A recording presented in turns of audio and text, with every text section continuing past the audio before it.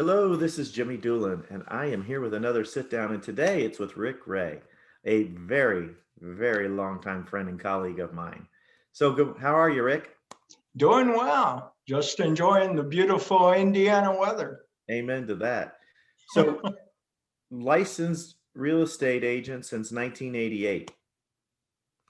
You've been at it Yep. for a minute. Yeah, that was my broker's license. I actually received my agent's license in '86. So Oh, okay. few Say, more few more extra years, and I guess now we're all brokers. right, right. Rick, I don't want to point out any differences between us, but I got my driver's license in '86. I I hear you. I hear you. I So you joined our office in 1995, and you and I worked together before then a couple years, I believe, probably around 93 or 94, over there on Allisonville Road, and yeah. but you've been with us since December of 1995. So I want to throw a little number at you, 45 million. I say a little number. How about a big number? Since December of 1995, with this brokerage, you've sold over $45 million in real estate. Wow. Yeah, Wow. it's pretty neat, I isn't tr- it? I try to keep up with it. It makes me wonder where it all went. Well, I know you've had a lot of happy customers along the way. And one thing I really have grown to know and admire about you is you've got a very disciplined approach. You figured out how to repeat every year where you want to be. Your variance from year to year is so insignificant. Like you just every year, I if I took that total career sales and divided by the number of years, I bet you it's just insignificantly different year over year. You just always know how to repeat. How does one do that? Well, I think just consistency. It's you know having a work day regime and having it planned out with goals, and then implementing them. And so You during back to the COVID times we're dealing with, it's still getting up at your regular time and going about your workday. And so, if you're getting up at 5 or 6 a.m., getting up, getting the computer on, being in touch with clients or what's on the schedule for the day, and doing business. So another thing that I've really found fascinating with you is you have worked a geographical area, a farm, if you will. Mm-hmm. How long have you worked your farm? Oh gosh, I started that in '86, and it was when you're new and trying to keep up with the business, you always have um, a book, an audio, a video that you're staying focused on. And I read Tommy Hopkins um, it, talking about geographic ownership or geographic farming. And it resonated with me. I had a marketing background in a different life, and I said that's how you start building brand, name wise and company wise. It kind of goes hand in hand. And so I just kept doing that, open houses, and I being with a good company, and of course with Remax, would be able to have agents hold all the homes I had in that area open on a Sunday, and So then communicate it to the residents that area. how many houses are in Sunblessed? A little over 1,300. Okay, of that 1,300, I know you won't know this answer, but what percentage of those homes have you sold? I mean, is there a home in Sunbless you haven't sold? Well, I like to think not, but I know there are. But that gives me something to keep working toward. There can't be many though, honestly. There's been a few that I've sold 2 or 3 times, I and believe. that's part of working with clients and just staying there, continuing to serve and help people out as it pertains to real estate, even though they're not actively working with you at the time. And so that's been very helpful. When you work a geographical area, when you hang your hat, if you will, on the doorstep of a neighborhood, you've got to do a good job or it gets around and you're done. It's a very small world, very Right. small world. So I mean, obviously you knew that with your background in marketing and everything. You knew that by hanging your hat on, like I said, the doorstep of a specific geographical area with 1,300 homes. But but you did it and you've done it since 1986. You're still doing it. So obviously you've been cautious and mindful of the relationships and how you're working with people. Um, I just think that's a wonderful testament. Because it's very few people are working a geographical area the way that you have.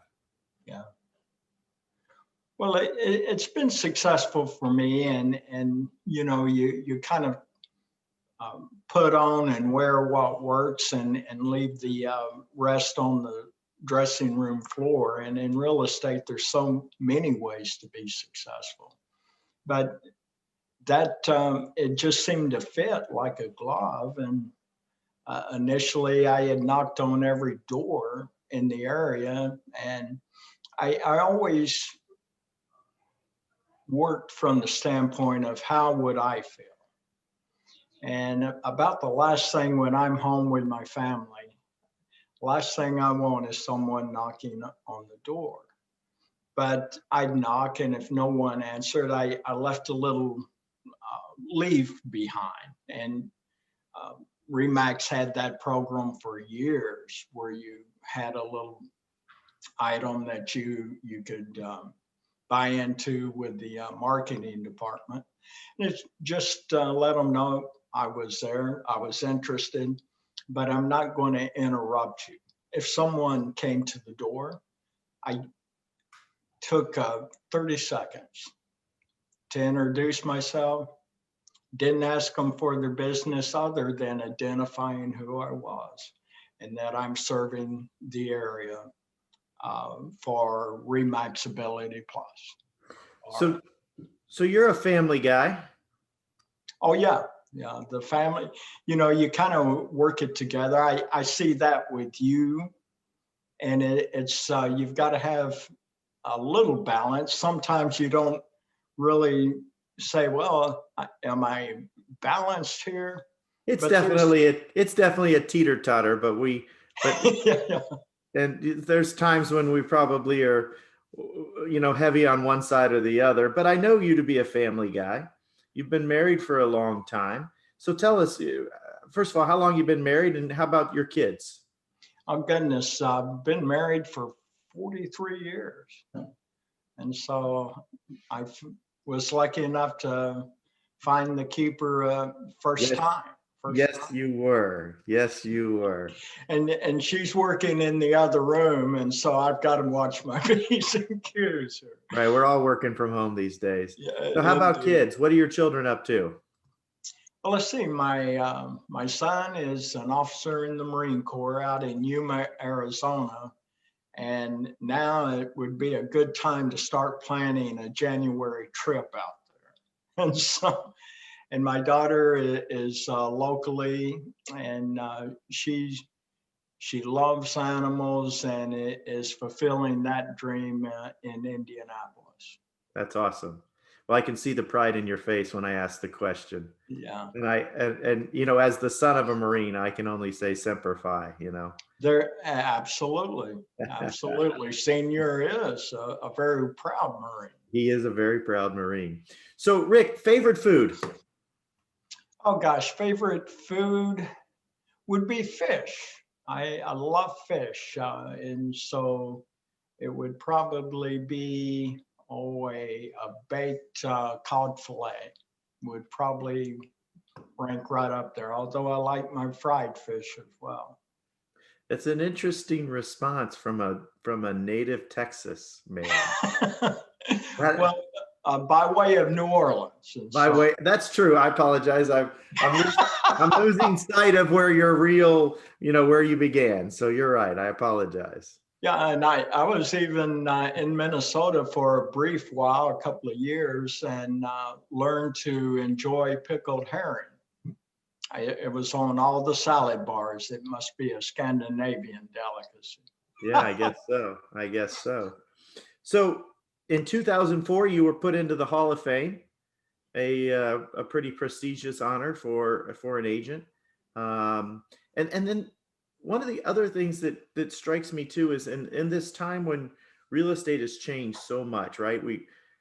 We've had this team thing, individual thing, but you've stayed steadfast on building your brand in your area and just stuck with it. I'm assuming as an individual, you found that it allows you to do some things better, or at least to the way you want to do them. Exactly. I take too much control, and it's hard for me to have someone work on my behalf as a team member. When I look at it and say, oh gosh, that's not quite how I treat my customer. Or, and in that regard, it's kind of a blessing and a curse that I'm too perfectionistic that way. But Well, I know that you're not a sloppy guy. You're a detailed guy who wants things done correctly. So I think what you've done is figured out how to best use that asset of that perfection, that detail. You figured out how to best use it to serve your customers. I mean, time and time again. I absolutely, and I it, it it's something that works for me, and could I grow and do a bigger business, and I see, several teams within the Ability Plus network that are very successful, and I said, well, could I be, and I'm, just comfortable with where I am, and doing the service that's been successful for me in the past, and working hard to keep repeat business has been important for me. Well, in addition to that success, I want to also thank you for some of the success you've helped to bring Children's Miracle Network, because you've had donations almost of $2,000 now, and I know that that helps to fulfill their success. As our office always, as you know, works really Yeah. diligently to help the local Riley Hospital. Well, Rick, it's been an honor to sit down and talk with you today. I certainly appreciate your time. I am confident in your continued success. I am confident in Sunblest being a very fortunate neighborhood to have you work so diligently in there, and look forward to seeing you soon. Okay, appreciate it, Jimmy. Thank you, sir.